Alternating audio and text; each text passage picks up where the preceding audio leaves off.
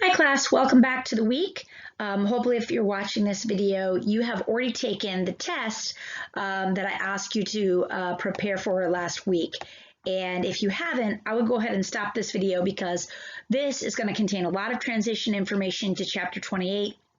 And none of this video is on the test. I've already given you the test questions. Everything you need to know for the test we covered last week and the week before. And so if you're watching this video, you're just going to add more information that is not necessary and it's going to confuse you and get in the way. So if you have not already taken the test for this week, go ahead and do that.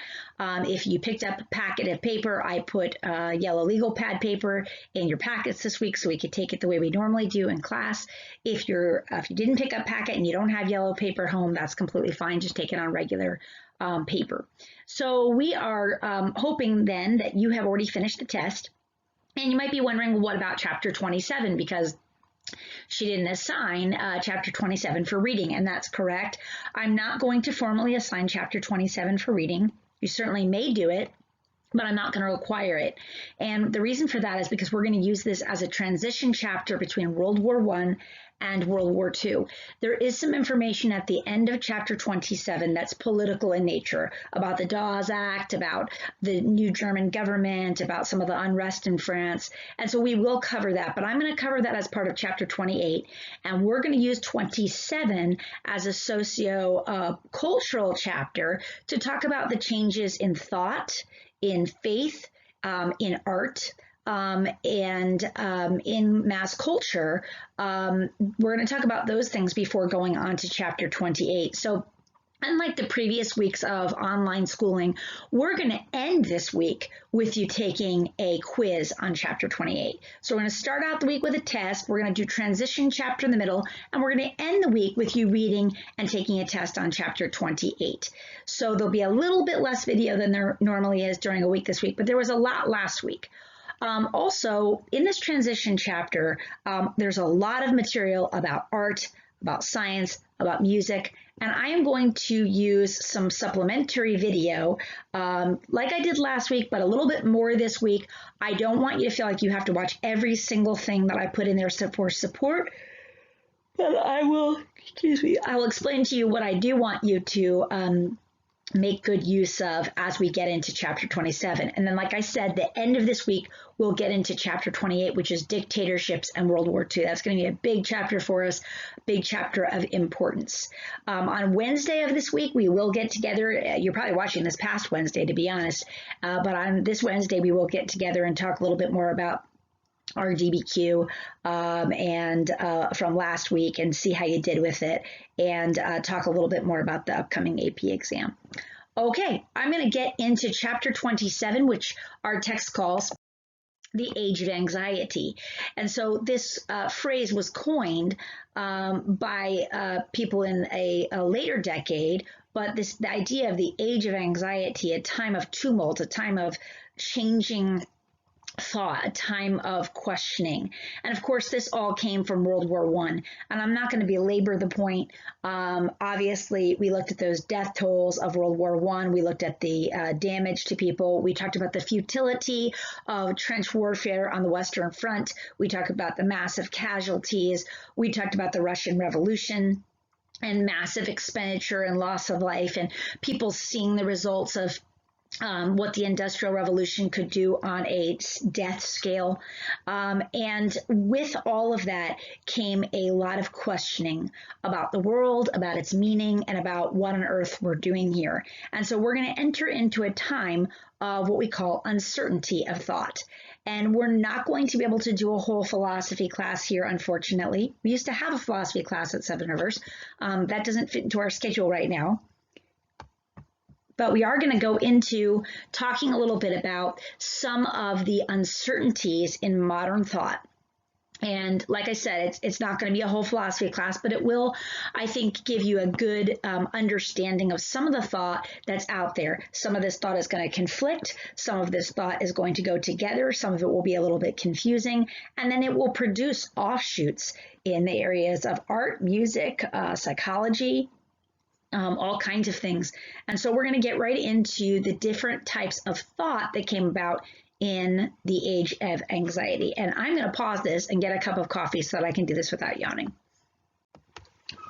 Okay, friends, so sorry about that. We're getting back into the uncertainty of modern thought. Now, I know that it's a struggle to continue to do online schooling. I hope that you're trucking along. You guys seem like you're doing very well. Sometimes it can be hard as we continue to go forward and we don't get to do things the way we normally did. For this chapter, usually I was able to assign out reports, and so I had to spend all day today making a whole new PowerPoint to do this, because usually students are doing this. I'm actually using one of my former students' PowerPoints from 2016 that I added a lot to for the art portion. So we're none of us getting to do the things that we necessarily normally like to do, but I hope that will keep your spirits up and keep your thoughts up. These are some really important things to talk about, and they might be applicable to the AP exam, because even though it's ending in with the last period of 19 up to 1914, a lot of this thought started even a little bit before that, at least originated in the 1880s, and then really accelerated after World War I's effects in regular people. So let's start talking about uncertainty in modern thought.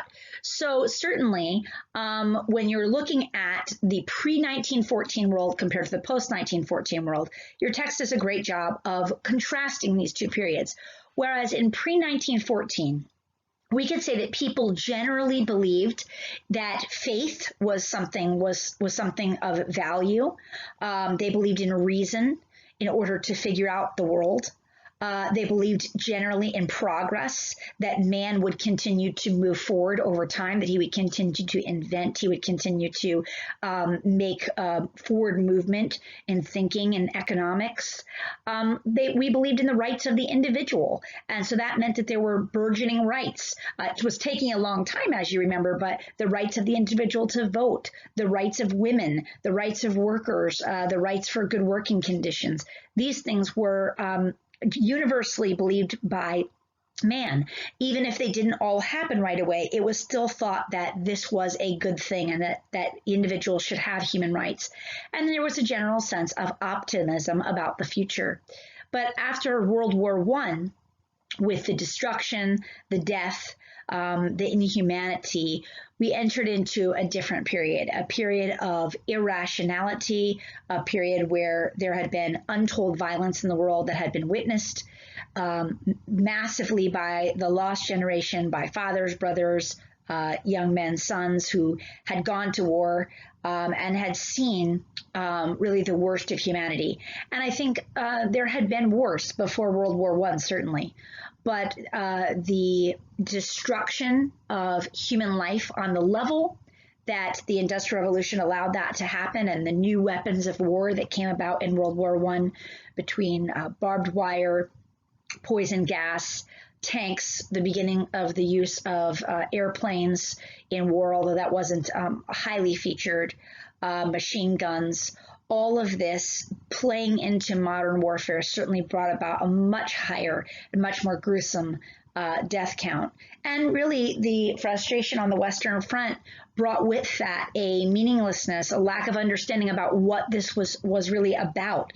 And that's what we mean by disorientation. There's a disorientation with life in general, and what does it really mean? And then a serious pessimism, a pessimism to say maybe the world isn't going forward in a positive way. Maybe things aren't going to get better. Maybe mankind is animalistic, as the text brings up. And so you can see there's quite a contrast between the pre-1914 thought and post-1914 thought. And so what we want to get into is some of the specifics about modern thought. Now, all of these modern thought categories could probably fall loosely into the idea of existentialism, but we are going to attack it piece by piece, and we're going to start with probably the definitive existentialist, who is Friedrich Nietzsche. So let's start talking about existentialism. Before we do,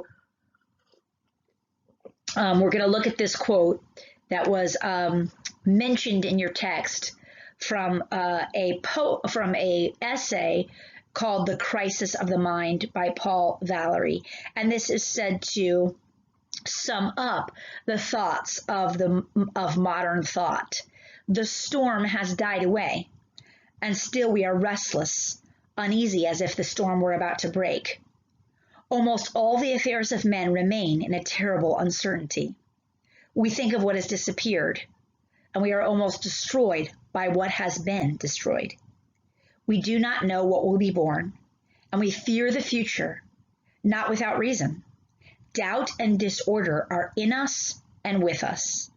There is no thinking man, however shrewd or learned he may be, who can hope to dominate this anxiety, to escape from this impression of darkness. That's not exactly a great way to start out a century. But that is the dominant thinking, especially on the intellectual and educated elites, and how that passed down to the more common man after the war experience of World War I. So let's look at the four new types of thought that come about in this period of kind of dark visions of the future. First, existentialism.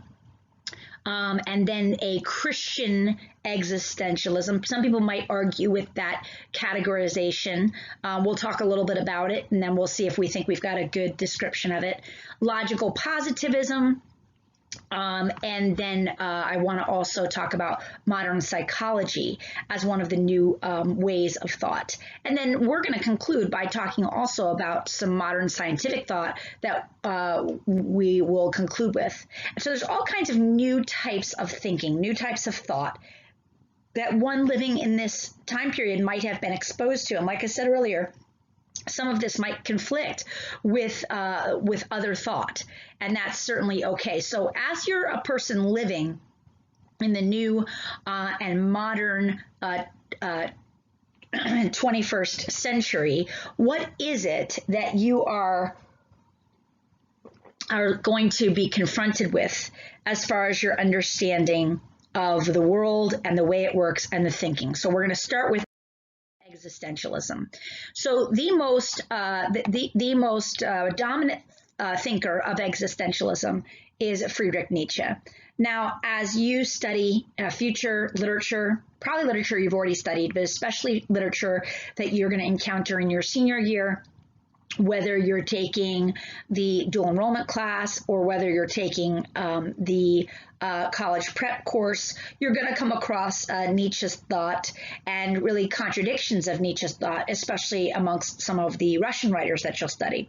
Friedrich Nietzsche's existentialism, it was basically a embracing of this meaninglessness, or maybe how he would have put it is looking the meaninglessness square in the face, right? He talked about this idea that if you stare at the abyss, it stares back at you, and that this can have this effect of making you into something that you weren't before.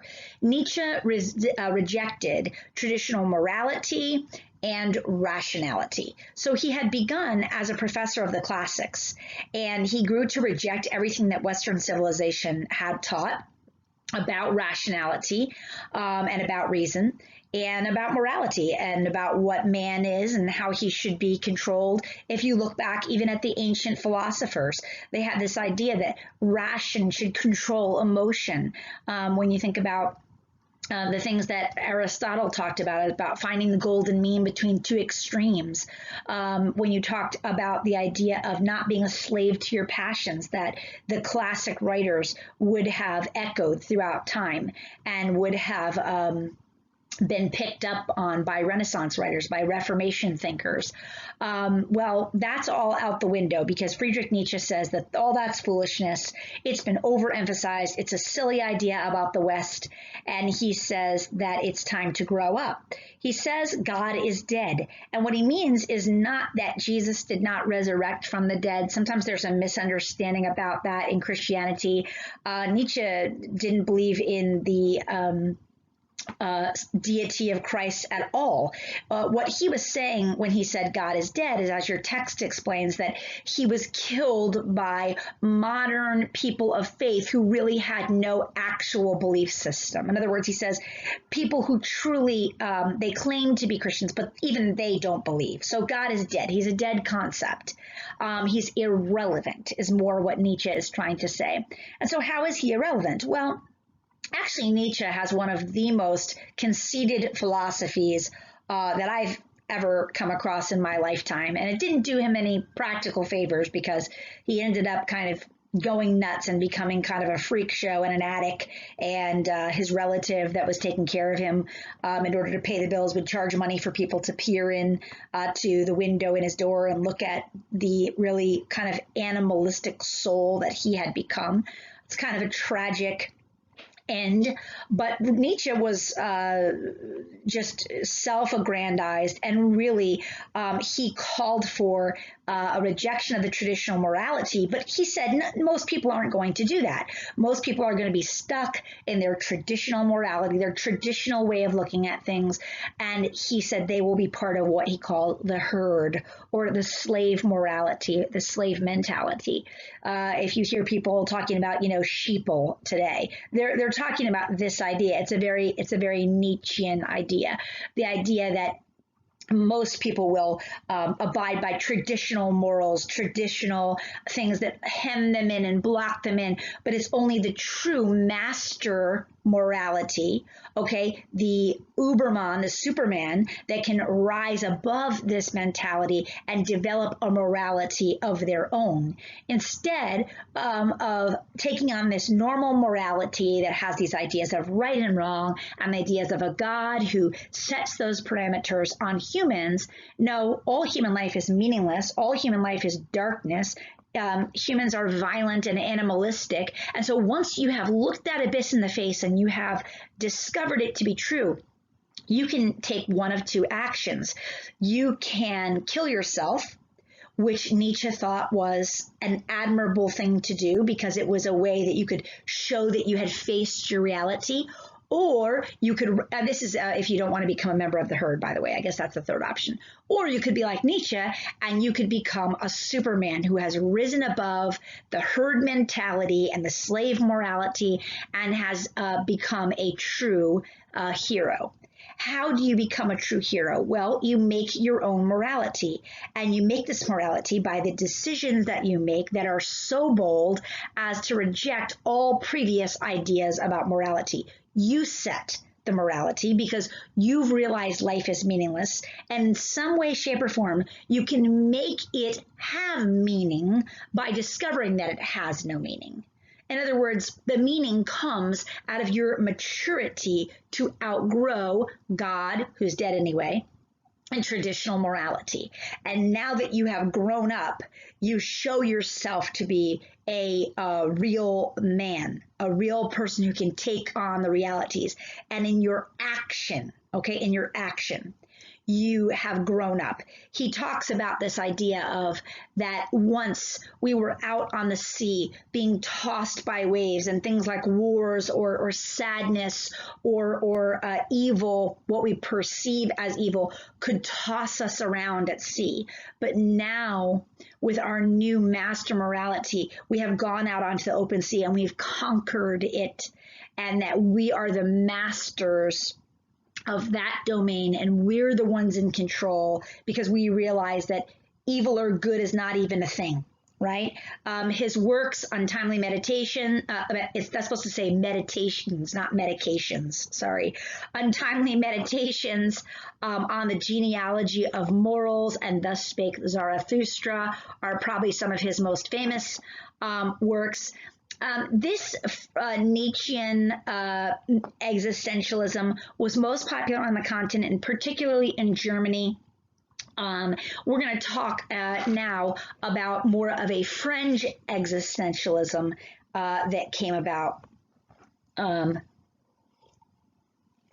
the way, if you can see that this idea of the master morality and rejecting what people would conventionally call right and wrong can fit right into the mentality that comes about in 1930s Germany with exterminating people groups, with dehumanizing, calling people subspecies. This is not an attractive philosophy by any means, and it didn't offer a lot of hope to Europeans. The French took So in France, we have the existentialism with perhaps a little bit less brutality, but I don't think it's any less of the emptiness that you find in existential philosophy when you keep talking about the purpose of really nothingness. And that's interesting because Jean-Paul Sartre, he wrote his most famous work, Being and Nothingness. He also wrote a fictional work called Nausea. So you can kind of get the drift of where these guys are headed. This picture here is of Sartre and his female companion of 51 years, Simone de Beauvoir. She's famous for a work called The Second Sex, and she was considered one of France's first modern feminists. Now, I just got to tell you that their 51-year non-marital relationship also included a mistress of his, and Beauvoir wrote about this in protest of the relationship that Sartre had with this outside female, and he said some very offensive things that most feminists wouldn't take very kindly. So he talked about the fact that, you know, yes, he had this other woman in his life and perhaps other women, but he said Simone de Beauvoir, because she reviews my books and I review hers, she is my most privileged companion. It doesn't exactly sound like something that a modern feminist would be okay with. And she did protest this relationship in a sense, and she talked about, he said, you know, everyone's free. Philosophically, everyone can choose to be free. But she famously made the remark that how free can you be in a harem, right? So there's some tension in their relationship.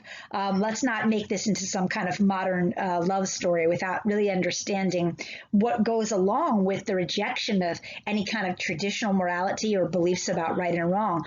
But being in nothingness was Sartre's way of dealing with the tragedies of World War I and modern life. And he believed that, unlike a previous work by another philosopher, Being and Doing, he's contrasting that by saying there is no doing, right?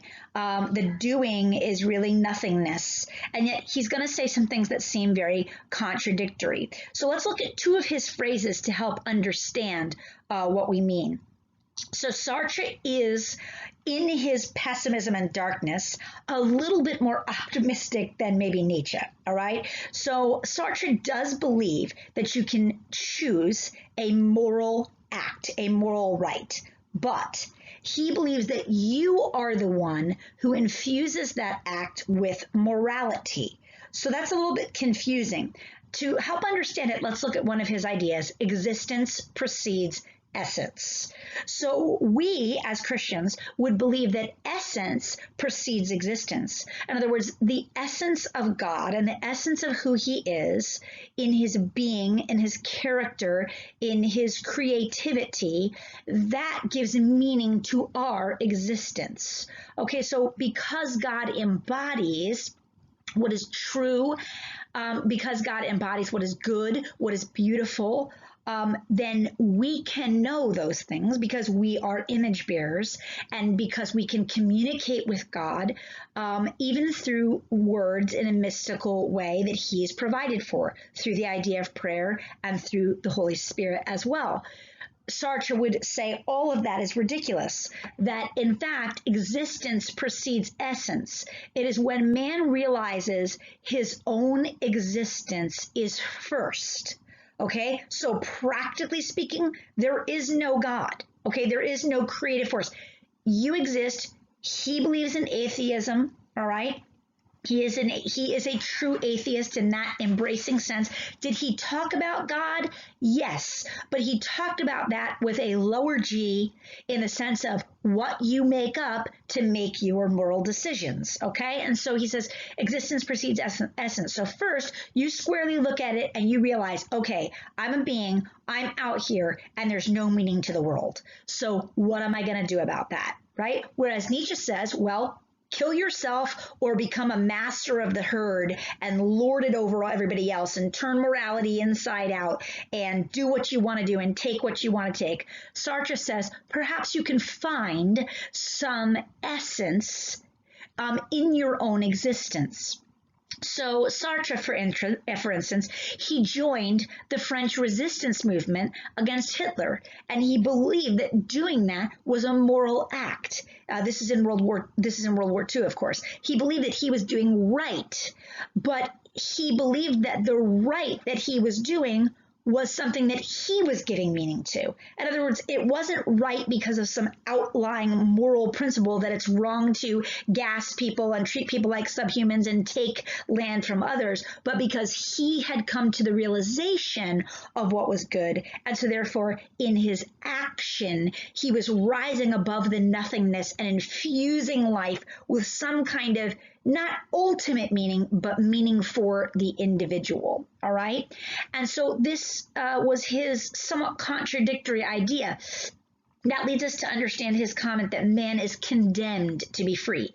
He wasn't saying that through this you can find happiness. He was just saying that you can find a reason not to kill yourself, okay? But man, to Sartre, is condemned to be free. In other words, man has choices, but you shouldn't look at that as a good thing, like the classical liberals did, like the Christians did, like the Greeks did. Okay, there's no liberal education that allows man to be free because he's a thinker. There's no libertas, okay? There's no study of humanities for the sake of image bearing. No. Man is condemned to be free. The problem is that he's born into this world of meaninglessness, but somehow with that meaninglessness comes freedom. Man has this freedom to choose in the nothingness. And so it's a particular entrapping here. And as you can tell, Sartre both lived his life in a contradictory moral fashion, and he wrote his philosophy in a lot of contradictory terms. But French existentialism was a bit more palatable, maybe, for living life, in some ways at least, than was German existentialism under Nietzsche. Now, let's talk about what existentialism looks like on the other side of the Atlantic and on the island of Britain. So here we talk about logical positivism. Sometimes it's also called logical empiricism. The logical positivists basically say, yes, life is meaningless, but they don't believe that everything is meaningless, okay? What is meaningless to a logical positivist is anything that cannot be quantified by science or math. In other words, if you cannot logically think about something in a mathematical way, or if you cannot scientifically experiment on a thing, there's really no use speaking about it. While they did not outright say that there's no such thing as God, or that there's no such thing as love or morality or joy or sadness, okay, or justice, a logical positivist would say those things are outside the scope of anything that man can talk about. Those things lie outside of what we can accurately and effectively deal with. And so logical positivism says, let's not waste our time with those things. And let's instead deal with the things that we can prove, the things that are physical. In other words, it basically negates the metaphysical world for any sake. Okay, it's basically saying anything you're contemplating in those areas is a waste of time. So God, freedom, morality, those are personal preferences, and we should really leave them out of our scope of thinking because of what one cannot speak of that one must keep silent. It's his way of saying to speak about God or morality or freedom, those things are arrogant because you can't experiment on them and because you can't mathematically prove them. That's kind of ironic to me, because to me that seems to be an arrogant statement of itself. In other words, if I can't experiment on it or mathematically theorize about it, then it must not exist or be worthy of my time, energy, or thought. It's a very, very limiting idea. Even the text, okay, which is not a Christian book, makes the comment that logical positivism drastically reduces the scope of philosophy. And it says that it doesn't offer a lot of hope to people in the world, and it certainly doesn't, okay? But this was far more popular in England and the United States. The logical positivists, they don't get into as much of the darkness of their own reality and thought. This may be partially because England and then the United States, certainly well after that, experienced far less of the death and destruction of World War I than did the continent. That certainly plays in here. Also, because England and the United States had a history of classical liberalism, which does believe in individual rights and does believe in the ideas of individual expression and free will. And the other philosophical traditions are a little bit more mechanistic. They're a little bit more advanced in their rejection of faith than is England and the United States at this point in the 1900s. And so logical positivism becomes much more popular in the United States and in England. Sorry about the couple of misspellings on this slide, but we'll keep going. That says, of what one cannot speak, of that one must keep silent. That's Wittgenstein's mentality, who was one of the largest spokesmen for logical positivism. All right, we're going to move on and talk about Christian existentialism. Now, this may seem to you to be very contradictory. How can a Christian believe that the world is meaningless or without purpose or without meaning? Well, the Christian existentialists are called this, perhaps for lack of a better term, because they're dealing with the same problems that the rest of the people post-World War I are dealing with, that lack of understanding, that hopelessness, facing death, facing mass destruction, facing a meaningless war in a sense. But they do still have a high regard for the scriptures in some cases and for God, and they still believe in faith. So how do they reconcile those two things? Well, the way they do it is by really taking their faith and kind of separating it from reason and ration. So this is a very interesting thing. Guys, ever since the Reformation, okay, with a few exceptions like Jansenism, Pietism, mysticism, okay? Ever since the Reformation, and even the Catholic tradition, there has been a large amount of emphasis in the Christian faith on logic and reason. Remember that Luther and his Catholic enemies are calling for debates. They're writing against each other. Erasmus and Luther spent tons of time formulating arguments and writing tracts against each other, attracting the notice of even kings and theologians of the day, Aquinas, Augustine. These were all writers who wrote about their faith and thought and reason. Well, World War I kind of put a kink in all that.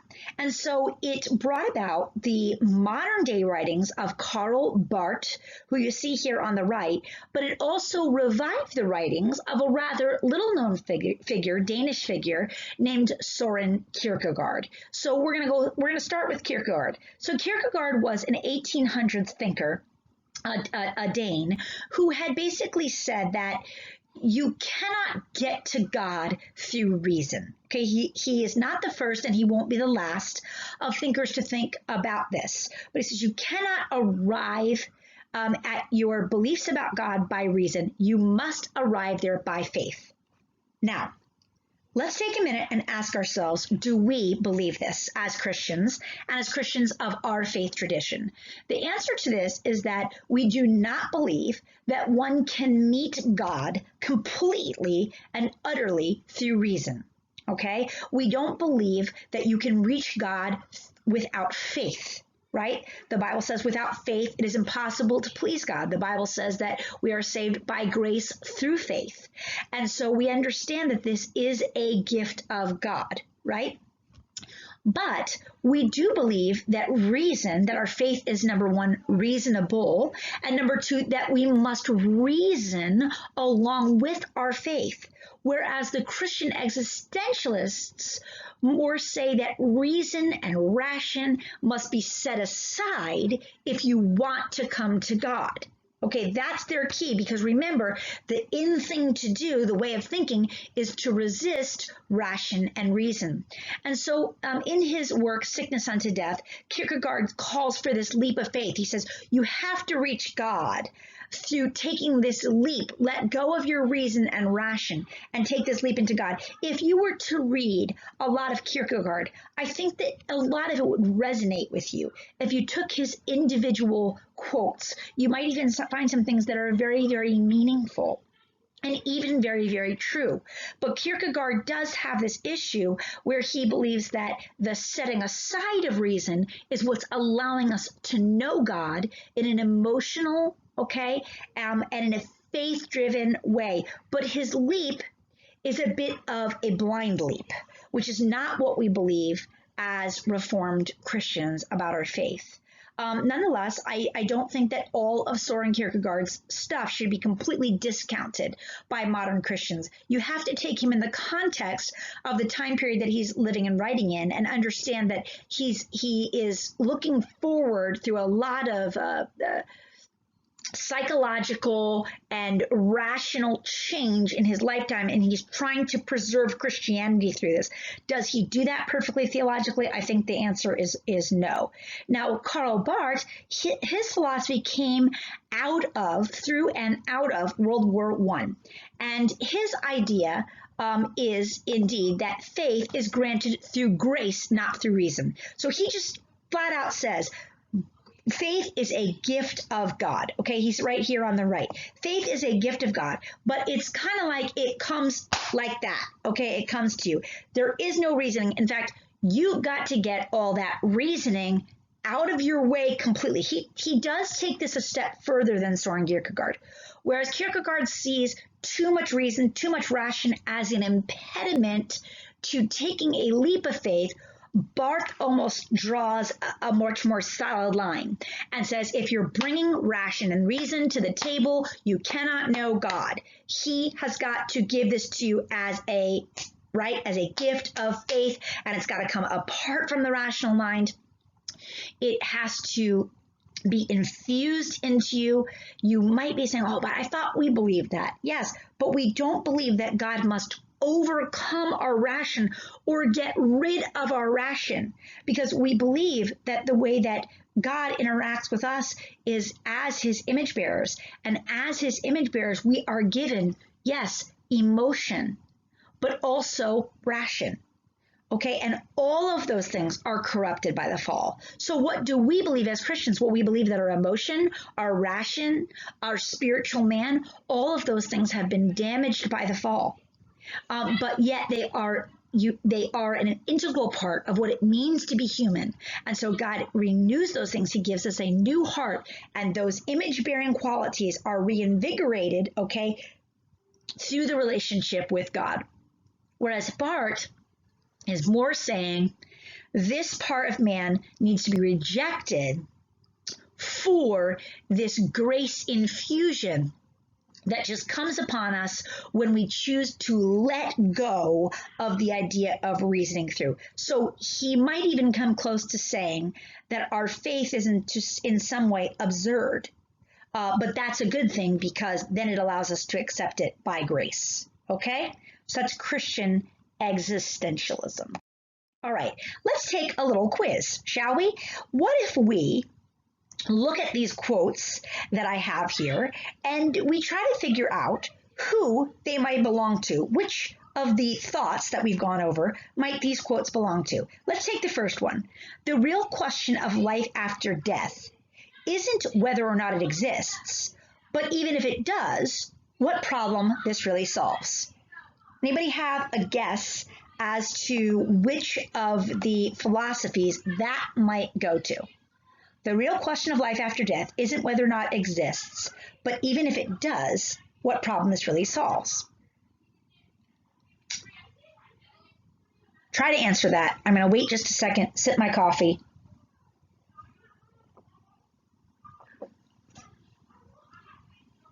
Okay, see if you said logical positivism, right? It's that philosophy that says we're not saying that there's no life after death. What we're saying is it doesn't matter, right? He says that's not even the question you should be asking, because why are we dealing with something that we can't prove mathematically, right? You get it? You get what he's saying there? That's a Heidegger quote right there. These are kind of fun to do, I think. I wish that we were together in the classroom. In the consciousness of the truth he has perceived, man now sees everywhere only the awfulness of the absurdity of existence, and loathing seizes him. Which of the people that we talked about do you think would have the word loathing in one of his quotes, right? In the consciousness of the truth he has perceived, man now sees everywhere only the awfulness or absurdity of existence, and loathing seizes him, right? If you are guessing that you're staring into the abyss that is Friedrich Nietzsche, you're right, okay? Loathing life, loathing existence, loathing meaning, and a loathing life until you become the master morality guy. You hate life and it makes you sick. You stare into the abyss, right? That's Friedrich Nietzsche. All right, what about this one? If I am capable of grasping God objectively, I do not believe, but precisely because I cannot do this, I must believe.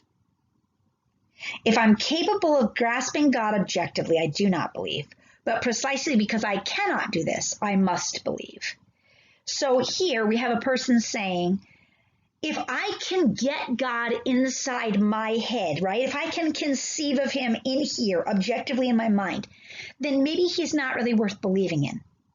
But because I can't do that, I say, you know what? That makes me believe. That is our good friend Soren Kierkegaard, okay? He is trying to kind of get us to say, do you really believe that you can wrap your mind around God? And as Christians, we do not believe that we can fully conceive of God. But Kierkegaard, he would take it a little further and say, you shouldn't even be trying. We don't agree with that, okay? But that's Soren Kierkegaard. How about this one? First word's the key. Nothingness lies coiled in the heart of a human being like a worm. There's a nice uplifting thought for you on a Thursday or a Friday, whatever day of the week you're watching this. Nothingness lies coiled in the heart of a human being like a worm. Whose book is called Being and Nothingness? That is our good friend Jean-Paul Sartre, right? Nothingness is in our hearts. It's in there, right? He doesn't necessarily talk about loathing, but he certainly talks about this thing that's in us and it's sticking in us and it's staying with us and it's in our heart. Maybe we can join the French Resistance and find some meaning. Maybe we can have affairs with multiple women and find some meaning. That's pretty sad stuff about Jean-Paul Sartre. But that is nevertheless his quote, French existentialism, right? And then lastly, faith is not an art. Faith is not an achievement. Faith is not a good work of which some may boast, while others can excuse themselves with a shrug of the shoulders for not being capable of it. It is a decisive insight of faith itself that all of us are incapable of faith in ourselves, whether we think of its preparation, beginning, continuation, or completion. In this respect, believers understand unbelievers, skeptics, and atheists better than they understand themselves. Unlike unbelievers, they regard the impossibility of faith as necessary, not accidental. My friends, this is Karl Barth, right? You might like part of this, and you might say, oh, I think this guy is just like us because he's saying it's by grace. Hang on a second, okay? We agree that faith is not some good work of which some may boast while others can excuse themselves. We agree with that. And we agree that we are incapable of faith in ourselves, okay? But what he is saying is that it cannot be thought about, okay? It cannot be thought about. It cannot be prepared for. We cannot have anything to do with its continuation, its completion. We do believe that God is responsible for continuing the good work that he has started in us. But we believe, for instance, in sanctification, that through the Holy Spirit, we are pursuing holiness. This is after we have received the gift of faith, and that we're working in cooperation with the Holy Spirit, not quenching the Holy Spirit, to continue to grow in our faith. Bart would disagree with all of that. He would say, I don't want to hear about anything that man is bringing to the table because there is meaninglessness and nothingness in man. He has nothing to do, nothing to say. Anything happening that's spiritual at all is like a lightning bolt that hits you. It's nothing that you're thinking about doing, preparing for. And I don't think that that is a biblical view of our faith. Although we would agree with Bart in some things, he takes it a little bit too much to the extreme in rejecting what God does in a human being to make them capable, all right? Because we do believe that in the total depravity of man, certainly. But Bart takes this a little bit too far and divides man. And we believe that God deals with us in both our intellect, our reason, our will, our emotion, our spirit. All right. So that's a fun little exercise, wasn't it? We're going to move on. I'm going to talk about some of the new physics. Okay, this is not just physics. This is science in general. It's in their section in your book called The New Physics. I'm going to point out these very quickly, and I put some video up, some video support, I called it, for you to take a look at some quick videos on some of these scientists in case you're able to use these in your DBQ in some way. I do not know, of course, what the DBQ is going to be on. This will probably be somewhat outside the period, but if they pick something very late, they would be people who would still be within the period. Okay, this is Pierre and Marie Curie, pioneers in the area of radiation. And in the beginning of the use of radiation in its application to human health. And so Nobel Award-winning prize couple from Poland. Then next we have John Rutherford, who is responsible for the discussion of the structure and the description of the atom, taking things much further as a pioneer into atomic structure and really laying the basis for modern day nuclear physics. We have Max Planck, who was responsible for the discussion of quantum physics and the idea that the structure of what a body can give off in heat is much more limited. He is said to have destroyed classical physics and brought about quantum physics, or the idea that physics has limitations that one can count.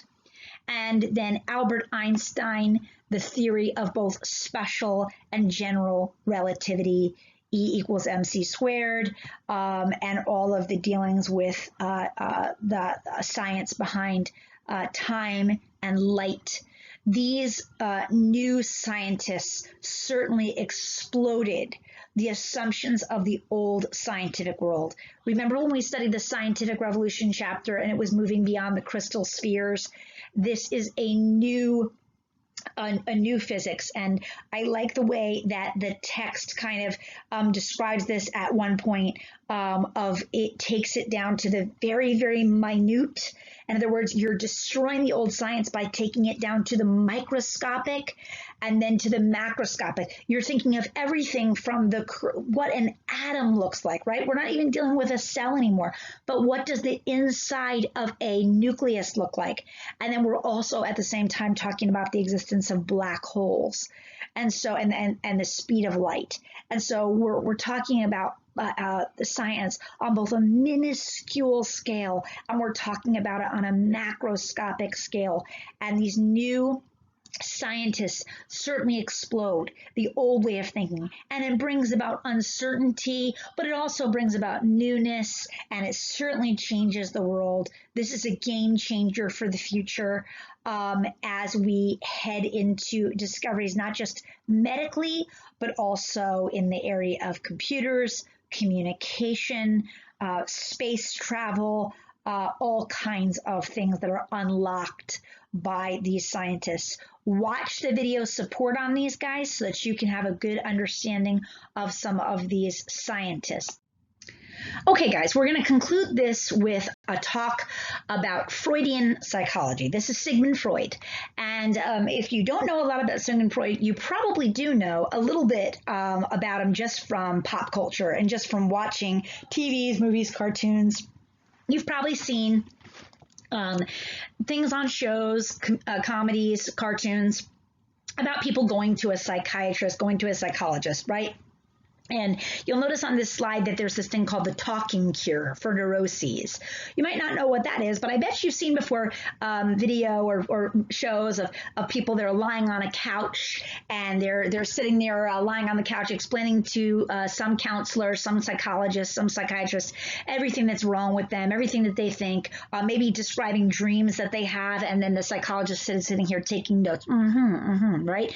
That is Freudian psychology, and it makes up a lot of modern psychological thought. And so what's really going on there with this talking cure or this thoughts on the couch that are happening? Well, Freud believed certain things about humanity, and he believed these things as just purely factual. Now, when we get to the misconceptions and misinterpretations of Freud, I'll go through a little bit of what he didn't say. But for now, I'm going to say what he did say. All right, so Freud believes that we're made up of three parts: id, ego, and superego. Okay, the id is probably best described like your instincts, the stuff that's deepest in you. Okay, that id is the stuff that is what you really want. It's the stuff that you go after. It's the stuff that you deeply, deeply, deeply desire in your gut.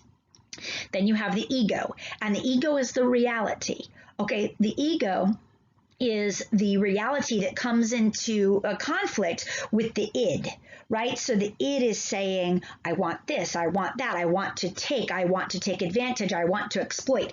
And the ego is that part of us that somehow comes into conflict with that, and it recognizes the realities in the world and that those things are frowned upon. The superego is your morality, and your morality is pushing down on, because of the ego, your superego is the morality that pushes down on that id. And so we're, in a sense, there's a war within us, okay? And this war within us comes out with neurotic behavior. Where does Freud think it comes out? It comes out in dreams, okay? And that's why he was so into dream analysis. It comes out in our neuroses, and this is why psychoanalysis and talking about the things that we do, the problems we exhibit, the neuroses like our nail biting, like our stomach problems, all of these neuroses that we exhibit, these habits, these nervous tics, right, whatever the mental illness, however extreme it gets, are because we're at war with the id, and it's unhealthy. Okay, and so we're at war within ourselves. And so Freud believes that we can let out these and heal these neuroses through psychoanalysis, through dream analysis. We can talk about what's really going on within us, and then we can start to discover those internal urges, okay, that we all really have. Now, there's some pretty weird stuff, okay, that comes out of Freudian psychoanalysis. I always talk about, for instance, the idea of the Oedipus complex that probably some students have never heard of this. You're going to come across it at some point in your life, this idea of the Oedipus complex, if you've ever heard of that. It was discussed by Freud after an ancient play in the Greeks, Oedipus Rex, and in this play, there is a son who goes off to war and comes back after many, many years, and through a non-realization ends up falling in love with his mother. And it was a Greek tragedy, okay? And this was played out on stage by the Greeks as a tragedy. And so people are, of course, freaked out by that. And they're saying, oh, what on earth? You have an Oedipus complex? Well, that's what Freud talked about. And Freud talked about that we have these unconscious urges, which we in reality know we cannot deal with, but in the id, they are still existent. And so he would say that, for instance, all males are in love with their mothers. That is the first person who they find attraction to. Okay. And so that's part of the id. But the reality says, well, I can't be with this person because they're my mother. And so it starts off this war. Do you understand the conflict that he's talking about? Now, some people took ideas like this, okay, and they decided to make them what they wanted to make them. Freud did not think that a good solution for the problems in humanity that he had supposedly discovered was for people to have an incestual relationship with their mothers. That's not what Freud said. A lot of people who followed Freud didn't necessarily read Freud, okay, who was personally pretty puritanical, some people say.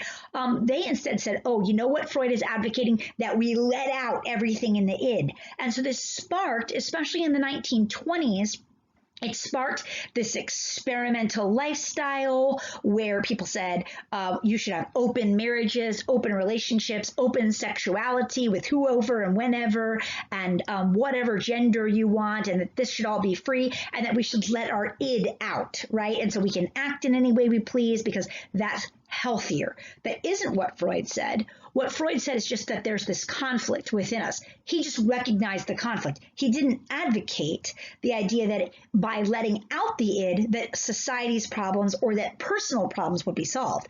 He just stated these things as realities. But in the pop psychology of the day, they led to a lot of ideas about Freudianism that weren't actually around in his early psychology. They were like pop applications. But you've probably heard of an Oedipal complex, or you've probably heard of what people call sometimes a Freudian slip.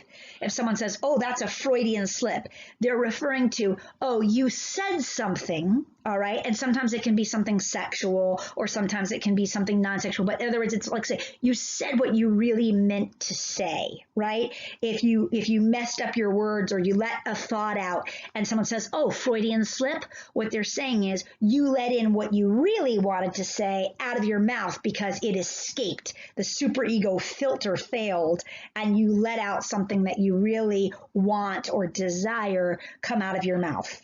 Right? So neuroses, psychoanalysis, Oedipal complex, Freudian slip, all these things come about from either misinterpretations and communications or correct, depending on what category they fall into, out of modern psychology and Freudianism. Certainly, this had some conflict with traditional Christianity's interpretation of what is wrong with man is sin, and what is needed is a savior, not what is needed is psychoanalysis and talk. That's not to say that there can't be such a thing as Christian psychology.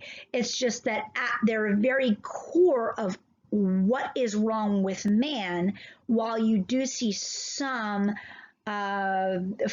stumbling over truths, you see some inability of Freud to come up with a workable solution for the really deep problems that man deals with, which is competing desires. I think Paul even talked about this in Romans, where he says, I find myself doing the things that I don't want to do. He talked about the conflict that is within humanity. But Freud, he did not have too much to offer as far as a spiritual level of dealing with these problems. He may have come up with some things for talking about these things and bringing them out into the open, but they did not solve life. And that's really the theme of a lot of this video, a lot of new ideas, a lot of new thought, but it brings about a lot of uncertainty in the modern world. And we're going to see this uncertainty and man continuing to wrestle with this uncertainty in our next discussion on modern art. And so I hope that you've taken all this in. This has been a long lecture, and I hope that you are understanding it well as a bridge into our next chapter. All right, guys, thank you for your patience today, and have a good one.